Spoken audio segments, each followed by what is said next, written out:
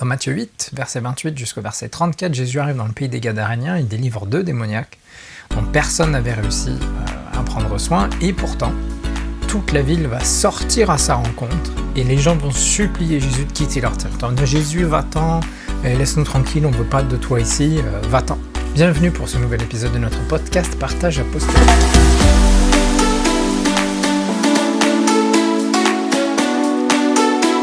Alors avant d'aller plus loin dans cet épisode, je vous invite à vous abonner, que ce soit sur votre application de podcast préférée, sur Spotify si vous écoutez sur Spotify, ou bien notre chaîne YouTube, ou encore notre page Facebook. Tous les liens se trouvent dans la description de cet épisode. Alors n'hésitez pas à partager, n'hésitez pas à laisser vos commentaires, envoyez-nous vos questions, nous lisons tous les messages et on essaye d'y répondre le plus rapidement possible.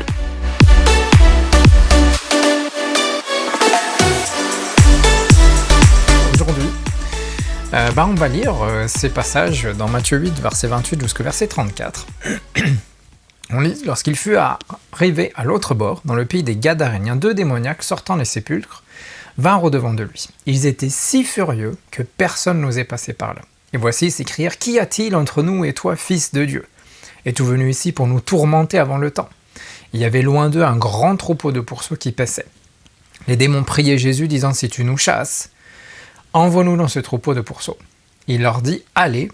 Ils sortirent et entrèrent dans les pourceaux, et voici tout le troupeau se précipita des pentes escarpées dans la mer, et ils périrent dans les eaux. Ceux qui les faisaient paître s'enfuirent et allèrent dans la ville raconter tout ce qui s'était passé et ce qui était arrivé aux démoniaques. Alors toute la ville sortit à la rencontre de Jésus, et dès qu'ils le virent, ils le supplièrent de quitter leur territoire. Alors c'est un passage qui nous relate un miracle bien connu de Jésus. Alors si vous voulez avoir d'autres détails, et étudier par vous-même, vous pouvez aller lire la même histoire ou le même récit dans Marc chapitre 5, les 20 premiers versets, et dans Luc chapitre 8, du verset 26 au verset 39. Vous aurez beaucoup d'autres détails que Matthieu ne nous donne pas et qui peuvent être intéressants à étudier.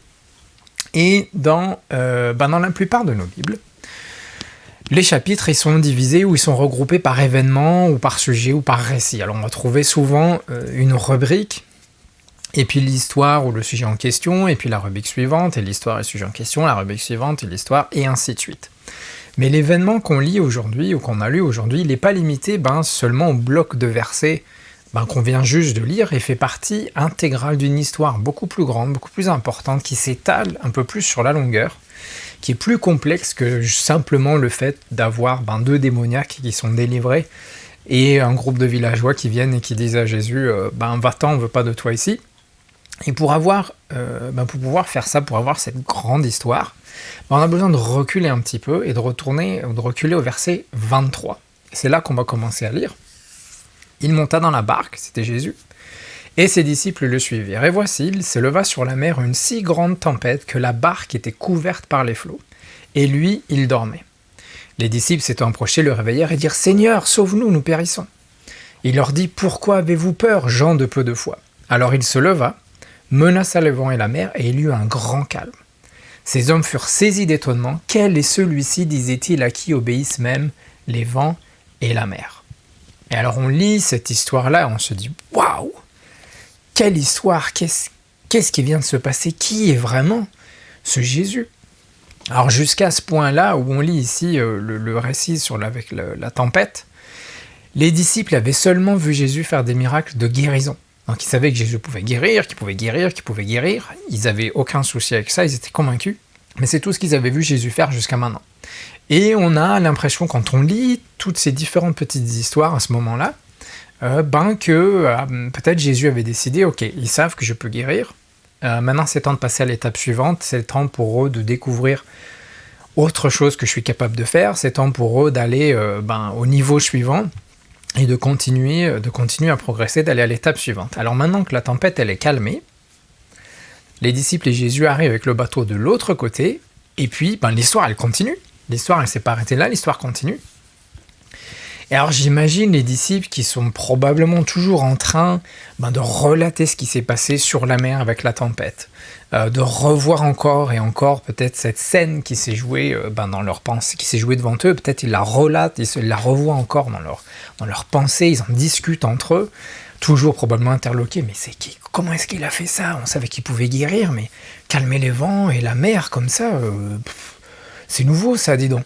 Et Jésus, qui probablement là, écoutait leur conversation, connaissait leurs pensées, s'est peut-être dit à lui-même, attendez un petit peu les enfants, la tempête, ça c'était juste le début de la leçon, vous n'avez pas encore tout vu aujourd'hui.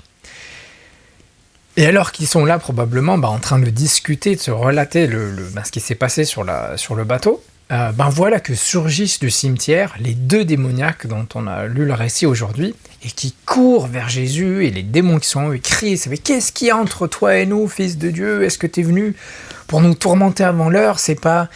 en d'autres termes, ils disaient à Jésus, mais laisse-nous tranquille, qu'est-ce que tu viens faire ici? On sait qui tu es. T'es déjà venu pour nous tourmenter. Peut-être ils regardaient leur monde, ils disaient, mais c'est pas l'heure, c'est pas encore la fin, c'est pas le moment encore où on va être jeté dans les temps de feu, c'est trop tôt. On a encore des fêtes et des trucs à faire ici. Qu'est-ce que tu fais là, Jésus? Et les démons qui possédaient ces 2 hommes savaient très bien qui était l'homme qu'ils avaient en face d'eux.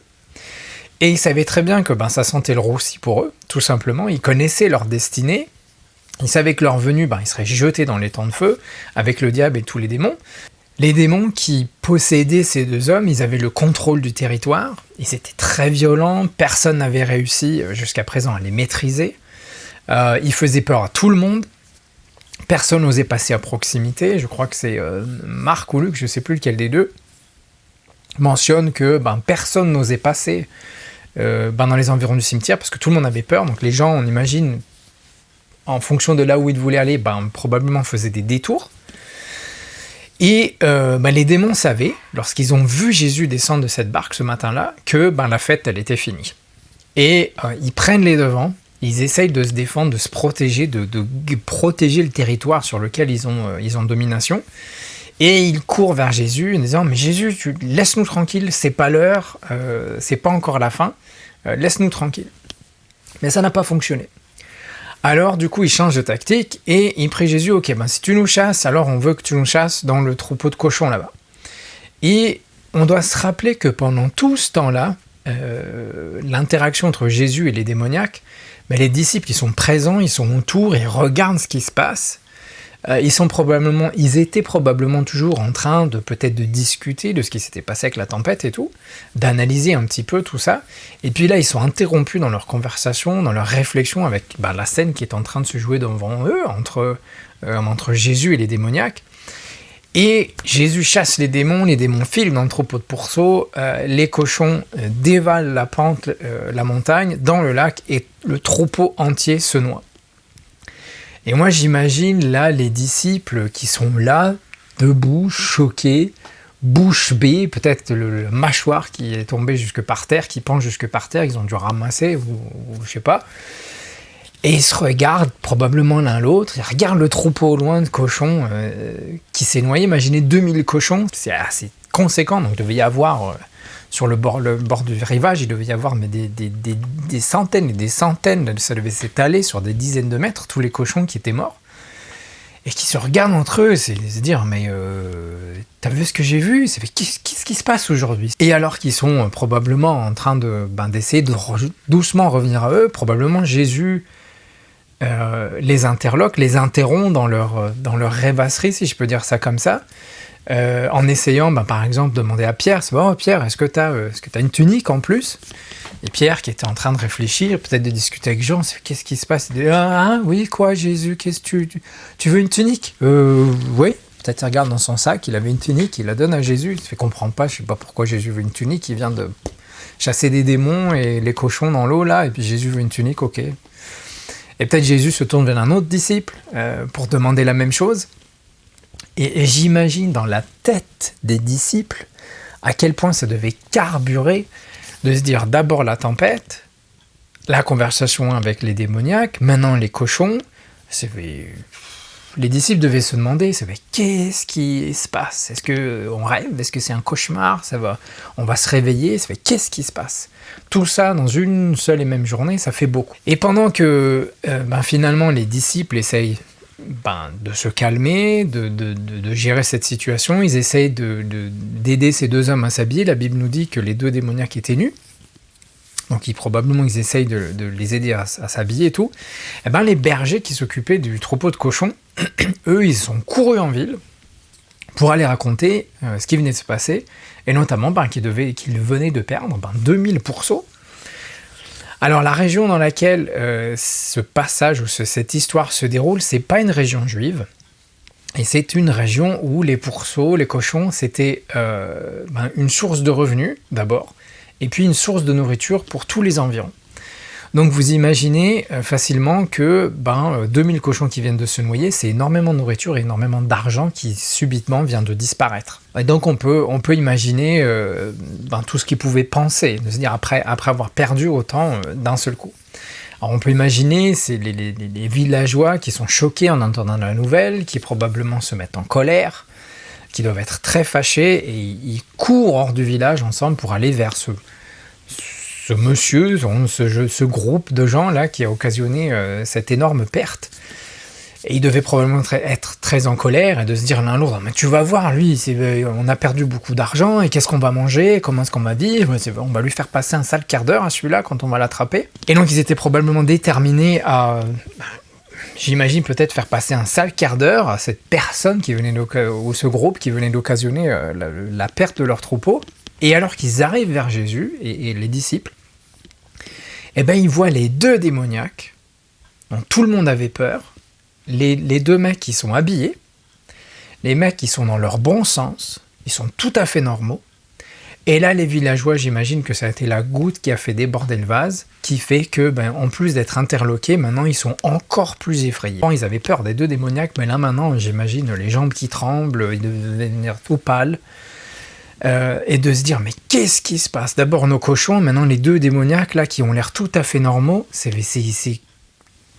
Ouh, qu'est-ce qui se passe aujourd'hui ? Leur vie, leurs habitudes, leur routine quotidienne, tout est subitement complètement chamboulé, tout est remis en question. Tout ce dont ils avaient l'habitude, leurs cochons, les deux démoniaques dont tout le monde avait peur, tout, ça fait beaucoup trop, et ils savent pas comment gérer cette situation, cette interruption, cette perturbation finalement. Et on peut faire le parallèle avec 2020, alors à l'heure où j'enregistre cet épisode, on est fin février 2021, mais 2020, on a eu cet invité inattendu qui est le Covid-19. Alors il est toujours en train de faire la fête pour l'instant, mais on verra bien comment ça va. Mais pour nous ici en Suède, ça n'a pas eu les mêmes proportions ni les mêmes conséquences que dans beaucoup d'autres pays. Beaucoup d'entre vous probablement qui écoutez ou qui visionnez cet épisode, pour beaucoup de communautés, pour beaucoup d'églises, il y a eu l'avant Covid-19 et puis l'après Covid-19. Le coronavirus, il est venu complètement interrompre, perturber nos habitudes, nos repères, nos zones de confort, comment est-ce qu'on fait l'église, comment est-ce qu'on fait le ministère, et beaucoup de gens se sont retrouvés et sont probablement toujours à l'heure actuelle avec de nombreuses difficultés dans leur gestion de cette situation et comment continuer d'aller de l'avant. Et ça nous mène à la conclusion de cet épisode aujourd'hui, c'est que il y aura toujours un avant Jésus et il y aura toujours un après Jésus. Alors peu importe si c'est la première fois que Jésus vient interrompre notre vie ou si c'est la 125e fois que Jésus vient interrompre notre vie, nos routines, nos habitudes, notre ministère. À chaque fois que Jésus vient nous perturber, nous interrompre, chambouler un peu nos vies, nos habitudes, nos repères, nos zones de confort, on se retrouve devant un choix à faire. Les démoniaques qui ont couru vers Jésus ce jour-là, ils sont tombés à ses pieds, les démons ils ont supplié Jésus de le laisser tranquille, ils voulaient rester dans les environs, ils voulaient continuer de dominer sur le territoire. Ils ont dit à Jésus, laisse-nous tranquille, l'heure elle n'est pas encore là, laisse-nous tranquille, mais Jésus il avait une autre idée, il a chassé les démons et il a délivré ces deux hommes. Les habitants des villages aux alentours qui sont venus vers Jésus parce qu'ils avaient peur, ils ont dit aussi la même chose, laisse-nous tranquille, on ne veut pas de toi ici, tu perturbes nos habitudes, nos routines, nos zones de confort, c'est trop pour nous, on ne peut pas gérer tout ça, laisse-nous tranquille, va-t'en. Et Jésus les a laissés tranquilles, il est parti. Et donc la question avec laquelle je vais vous laisser aujourd'hui, c'est quelle sera ta réponse ? Quand Jésus vient perturber tes habitudes, quand Jésus vient chambouler un peu ta vie, chambouler un peu ton ministère, chambouler tes zones de confort, est-ce que tu vas faire comme les villageois et dire Jésus, laisse-moi tranquille, c'est pas le bon moment ou c'est plus le bon moment, tout roule dans ma vie, dans mon ministère, je peux pas te laisser tout perturber encore une fois. Ou bien est-ce qu'à l'inverse, à chaque fois que Jésus vient perturber nos habitudes, chambouler notre vie, malgré l'inconfort, malgré les difficultés, on accepte à chaque fois cette interruption divine à bras grands ouverts et on laisse Jésus tout chambouler, et on laisse Jésus nous guider vers la prochaine étape, on laisse Jésus nous faire prendre un nouveau tournant dans notre vie ou dans notre ministère et nous mener vers la prochaine grande étape dans notre marche avec lui. Quelle sera ta réponse ? Que Dieu vous bénisse et je vous donne rendez-vous dans le prochain épisode.